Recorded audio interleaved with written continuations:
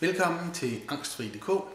Mit navn er Mogens Mikkelsen, og jeg har specialiseret mig i at gøre det let at blive angstfri. Denne video handler om panikangst. Panikangst er jo frygten for, at man kommer til at opleve panik. Det kan være i alle mulige af livets sammenhænge. Det kan være i biografen, i elevatoren, når man er ude at handle ind, når man kører i bilen, over broen på motorveje, holder i kø. Det kan være alle mulige situationer, hvor man har fået en beklagelig forestilling om, at her kunne man opleve panik. Det sker jo ofte ved, at der er et eller andet, der har været slemt, og så er det blevet til et bestemt mønster, hvor man så forventer, at det kommer igen. Og den forventning om, at man også næste gang oplever et stort ubehag, panik i den situation, gør jo, at man med stor sandsynlighed kommer til at opleve det. Ja, hvis vi tager situationen med biografen, allerede på vej derhen, går man og tænker på, at det bliver en slem oplevelse. Ja, man kan måske nemt forestille sig, at det bliver den værste af dem alle hidtil.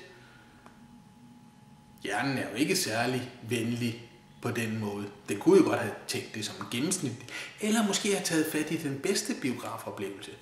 Men nej, vi skal absolut holde fast i den værste. Og det er det, der er en af mekanismerne i panikangsten. Så man går der og tænker på, nu skal man hen til en slem oplevelse.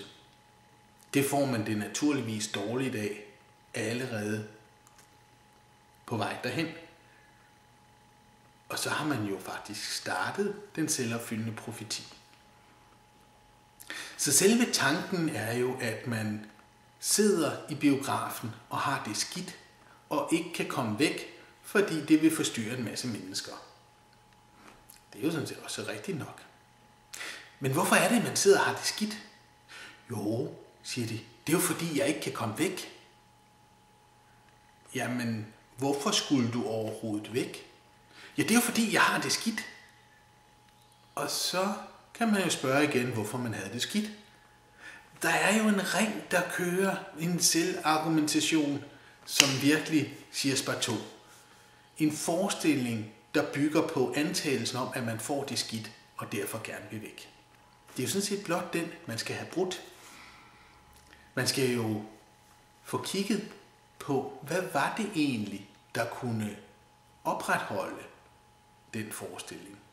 Hvad var det for et mentalt fængsel, man havde fået lavet, der muliggjorde, at man kunne få panikoplevelsen? Og der er for alle panikangsttilfældene en eller anden regel. Nogle gange er der flere. Det kan være, jeg må jo ikke gå ud af biografen, for så forstyrrer jeg andre.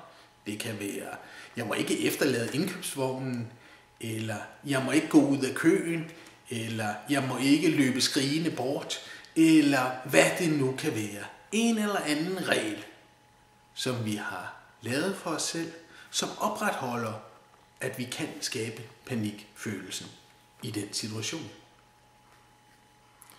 Så det første, man skal have gjort, det er at have brudt den regel og gjort det tilladt. Så det mageløse er, at i det øjeblik, hvor vi tillader os selv at efterlade indkøbsvognen eller gå ud af køen, så har vi ikke længere brug for at gøre det. Det var kun så længe, at det var forbudt, at vi havde et problem. Så det handler faktisk om at få trænet. Ikke at få trænet, at man med vold og magt skal gennemføre en indkøbssituation, ligesom den kognitive terapi handler om. Nej, man skal være mere snedig. Man skal faktisk starte med at træne og efterlade vognen. Så man går ind i supermarkedet med det formål at lægge nogle varer op i vognen og så efterlade den.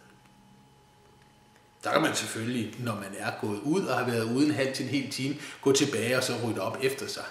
Det må man gerne. Også det må man gerne.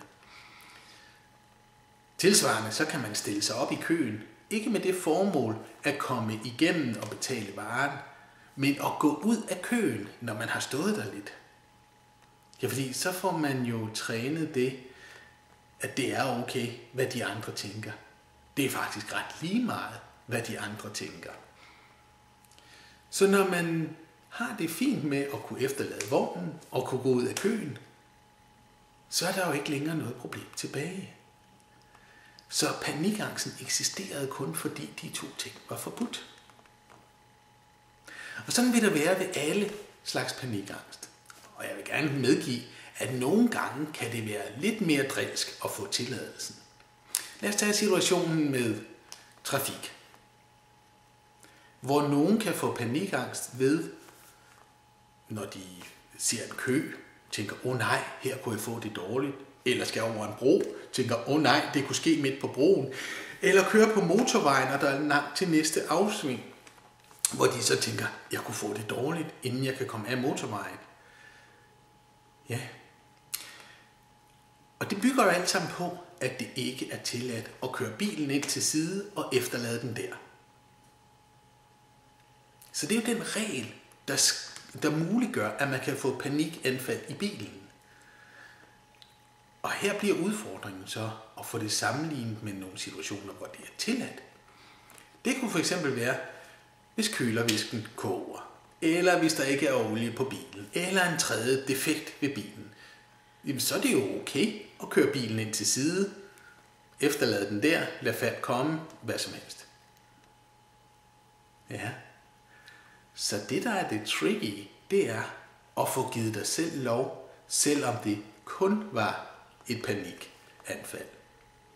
Fordi i det øjeblik, hvor du har givet dig selv lov til, hvis du skulle opleve angst, og køre bilen ind til siden, uanset hvor du er, stille den, gå en tur, måske komme tilbage til den senere, måske lade Falk hente den.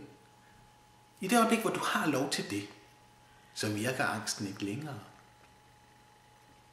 Så der er en masse ting at tænke igennem. Det, der er det vigtige, det er, i stedet for at mose dig ud af med at gøre de ting, du er bange for, så må du starte med at lade være at være bange. Og derefter kan du gøre det, hvis du vil. Det er det, der er forskellen på det, jeg kalder den bevidste metode og kognitiv terapi. Hvis du er nysgerrig og har lyst til at vide mere, så kan du læse i min bog, Angstfri, eller du kan skrive en mail eller slå på tråden. Tak for din interesse. God fornøjelse.